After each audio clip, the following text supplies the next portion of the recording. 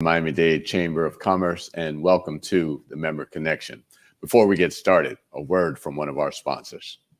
This is garbage, and you probably think all of it just goes to waste. But in Miami-Dade, we convert most of what you throw away into energy. In our waste-to-energy facility, we can turn about 90% of your everyday garbage into reusable fuel. Levels look good. That creates clean electricity for our community. Enough energy to power 35,000 homes. Pretty illuminating, huh? In Miami-Dade, nothing goes to waste. Hi, and welcome back to the Miami-Dade Chamber of Commerce's Member Connection. And I just learned something new just a little bit before we get started, but I'm not going to let you know what that newness is just yet. But this morning, I have the proud honor of having Mr. Ronald Thompkins here with us with Watson Rice Accounting Advisors. And, I'm sitting here reading, and I should know this because you've been around quite a while doing what you do. Yeah, since 1971. Wow. Yeah. Wow. That's quite a record. Yeah. When you talk about businesses, and I'm going to get back to that, but BCA Watson Rice LLP is one of the nation's oldest culturally diverse public accounting firms. Their firm's nearly 50 years of experience in providing auditing, accounting, tax, and consulting services to non-for-profits, to organizations, employee benefit plans, and government clients. 50 years. Yeah, we celebrated our 50th anniversary last year. That's amazing because we talk about business, and being that you are a CPA and you are an accountant, and what they say, most businesses don't last the first year or first 2 years. First year. Wow. So what gives you that longevity? Well, one of the things we've prided ourselves on, Eric, is we try to give our clients value for quality service for the value. And we've prided the long-term relationships we've had with clients, both on a national level as well as in the individual offices in which we practice. Tom Watson and Robert Rice, the two founding partners, they prided themselves on just relationships, and that has carried over for over 50 years. Wow. And at the end of the day, we know it's all about relationships. Exactly. And you said in the communities that you serve, and where are those communities? We are headquartered in New York City, Newark, New Jersey, Washington, D.C., Maryland, and in Florida, we're in Aventura as well as Miramar. Okay. Yeah. Well, that's 50 years. That's a lot of growth as well. It sure is. Yeah. So I know accounting's had a lot of work to do. Obviously, it's just tax season is wrapping up, at least for individuals. For businesses on a different time schedule. But for the last couple of years, we've all been challenged. And one of the biggest challenges that we've ever seen in terms of businesses being shut down because of COVID. Exactly. And I know that you, as an accountant, as CPA, were very much entrenched in that process. What was it like for you? Well, one of the things that became interesting, Eric, we had to pivot almost on a short-term basis. As I indicated, we prided ourselves on relationships, contact with our clients, and we had to go from that to remote working. Right. And so did our clients. And so the challenge for us, as well as our clients, was trying to maintain the same level of service, but in a remote and safe environment. Right. And with a lot of the government regulations that had come out, we had to continue to deal with the evolution of those. And one of the things at the conferences that we as CPAs typically have conducted over this 2-year period of time, one of the things that's been constantly emphasized is when, on the one hand, it was very positive that the government was able to immediately come out with the type of aid that they came out with for businesses, right, as well as for individuals. But knowing government, federal government, the way we do, the backlash of that is going to be some heavy audit requirements behind that. Okay. And so one of the things we are closely working with all of our clients to alert them to is that you got to make sure your records are definitely in order to survive audits that may be coming behind us. Yeah. Okay. So the point that you're making, a lot of folks were able to access dollars from PPP or EIDL, but now, as what it was, the saying goes, the chickens come to roost. Exactly. And so the fact that you were awarded however dollar amount that you were awarded, Mm-hmm. the important thing is that you kept records Exactly. of how you spent that money. Exactly. Because PPP was really there to pay your employees, to keep them on. Exactly. And so if you didn't do that, there may be some challenges that you're going to see coming forward. Exactly. And I know a lot of businesses had challenges because we go back to relationships. Mm-hmm. And a lot of small businesses had, and I'm not going to call any particular bank names, but a lot of small businesses had bank accounts at a certain bank, but they didn't have the relationship Mm-hmm. with the banks. Mm-hmm. And they were not able to access PPP through those banks. And they may have had quite a bit of money in those banks, but again, they didn't have those relationships. Can you talk about that a little bit? Well, one of the things about the loans as they were as they rolled out, and one of the things that Small Business Administration tried to build into the process was your access to the funds was not necessarily through the bank you may normally do banking with. So you were able to tap into other banks that you may not have a relationship with to access those funds. But getting it through your bank that's familiar with you and you familiar with them made it a lot easier process, but it was not the only process how you could access the funds. Yeah. Right. Yeah. And I know that to your point, CDFIs were loaning money. I know one that I will call is Lendistry. Yes. And yes. It really helped a lot of the Black businesses Mm-hmm. to access PPP and EIDL. And Lendistry just recently announced that they're joining forces with One United Bank. Yes. Our good friend here, Terry Williams, here in South Florida, they have offices, the main offices in Boston. They're located in LA and here in Miami. But they just announced that they are doing business loans through Lendistry because One United wasn't doing business loans. They were doing home loans and other type loans, but they weren't doing business loans. Mm-hmm. So now they're getting ready to do loans up to, I believe, $5 million, if I read properly. So how important is that for a business to be able to have access to a loan? It's almost a lifeline. One of the things, even for a firm our size, our business is pretty much runs on a cycle. Doing the way loans play a significant part is when our cash flow is not as great as it usually is, and during the business season, we need funds to kind of tide us over to it for that season to kick back in. And if it was not for the banking relationships we have, we would not be able to retain employees and continue the high level of service that we've come to know. But one of the things, every opportunity I get to talk to businesses that are seasoned businesses as well as folk that are contemplating going into business, it's one of the first relationships you need to make sure you tap into is a banking relationship. Right.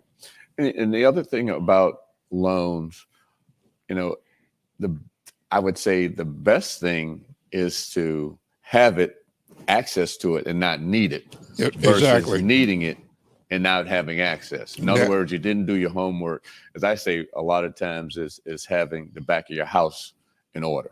Exactly. And so you want to talk about that a little bit? One of the things I'll never forget, Eric, is when we first started the Miami practice, myself along with Bernard Kuhn and William Washington, we were both very seasoned CPAs, and we had and being as knowledgeable as we were, one of the first things we decided to do was make sure we had a banking relationship in order from day one.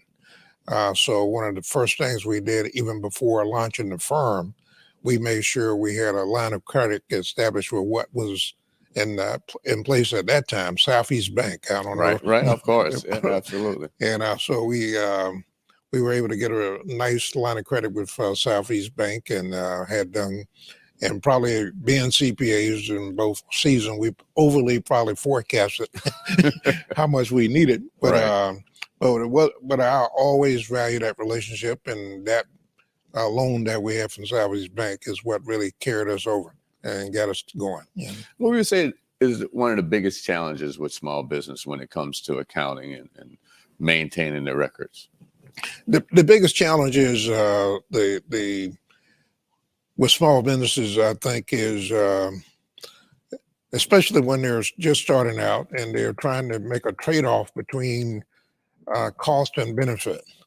And so as things start to get tight financially, one of the services they feel that is not as much needed as others, their products, their employees, and that type of thing, is the need for accounting services. Really? Oh yeah, and so I would think that would be one of the ones that you maintain. well, that's the one probably you should want to maintain. But as things start to get tight, it's one of the ones that, and a lot of times businesses look at CPA services, accounting services, as a commodity. They start looking for the cheapest thing.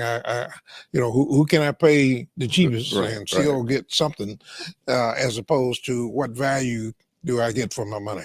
Right. And most CPAs that are worth their money will kind of convince the client that here's the value of my services. This is we're partners in this together, and as long as we got each other's back, we're going to make it through this. And if nothing else, the pandemic has really forged that relationship and brought to light the importance of that relationship. Oh, absolutely. Oh, yes. Because you definitely had to have, as I say, your house in order to be able to access these monies. And as you said, now the auditing after the fact. Exactly. It's been a couple of years, and now the government's going to start looking at your records to make sure you've done exactly what you said you were going to do with those monies. Exactly. You know, when we were first started, I said I learned something new. And I'm really proud to sit here with you because, I talk about the chamber, the fact that it's been around since 1974. And, you think about the chamber was named the Miami-Dade Chamber of Commerce. Mm-hmm. And Miami County, it was Dade County. And it wasn't until about maybe 15 years ago or so that they changed the name to Miami-Dade. Exactly. So you guys, when here I'm saying you guys, so this thing that I just learned is that you were part of the beginning of the chamber. Yes, I was the first secretary of the board. Wow. When Dave Fincher became the first president. Right. Yeah. That is amazing. So tell me a little bit, what was it like back then, starting the chamber? Well, it was some exciting time. We had some businesses that were really kind of the pillars of the community. Dave, he had the security firm. Right. George H. Green had a very well-known insurance practice going, and Hank Mack also was a budding accountant in the community at the time. And one of the things we did is we really, I think at the core was just and although these firms were kind of seasoned in their own right, one of the things Dave and the board wanted to make sure we did was bring other businesses along.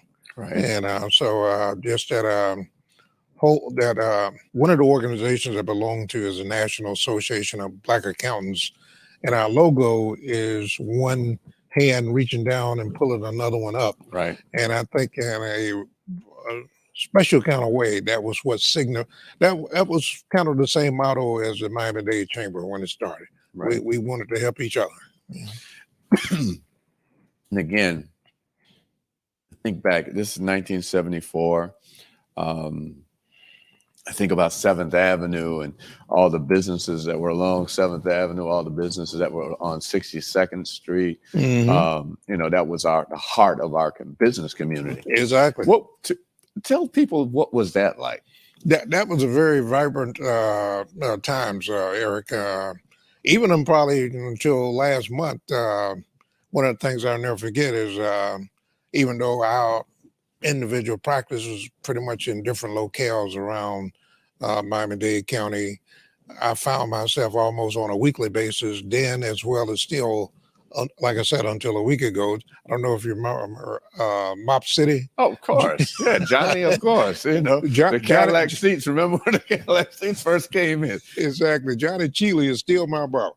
Okay, yeah. And so I found myself in probably one of the original businesses that were back in 74 that's still on 7th Avenue. Oh yes. And then on Fridays I found myself there on 62nd Street, Davis Brothers. Davis. Oh man.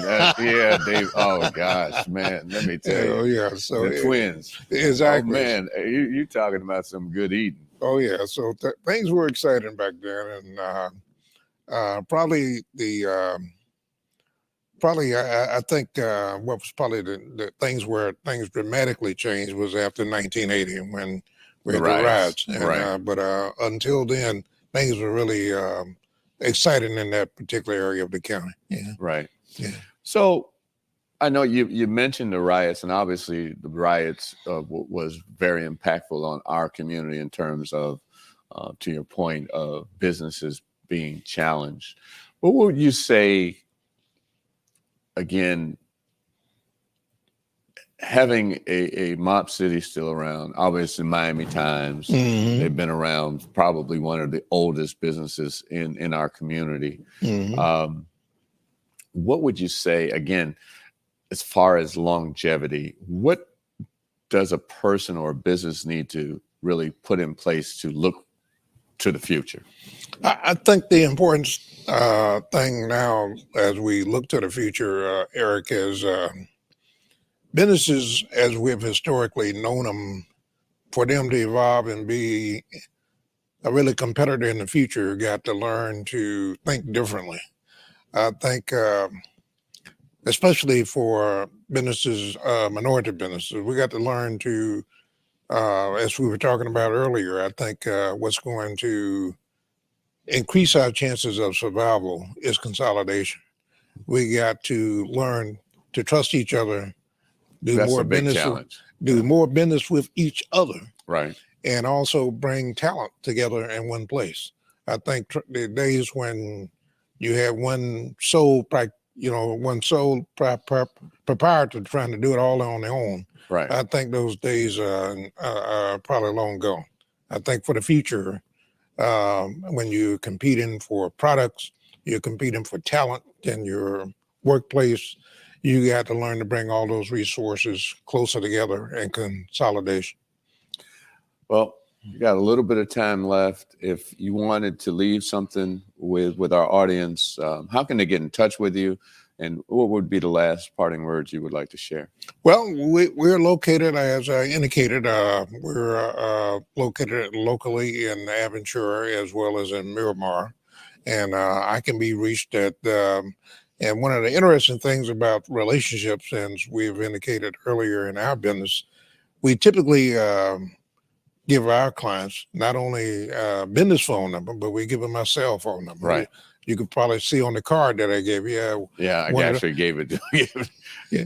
One of the first numbers on there is the cell phone number, right? Because we believe in 24/7 service. No, that's and great. So one of the things I just want to leave with the audience is if you're interested in services of a CPA nature of any kind, we full service, we do it all. And with the big discussion in the marketplace now being cybersecurity, we actually, that's a service also we provide. And so I can be reached at 305-962-2721. That's my cell phone number. No, that's great. All right. Well, this has been the Member Connection. We are having our business leaders lunch and symposium on May 20th. Check in with the chamber and find out more information. 305-751-8648 or www.m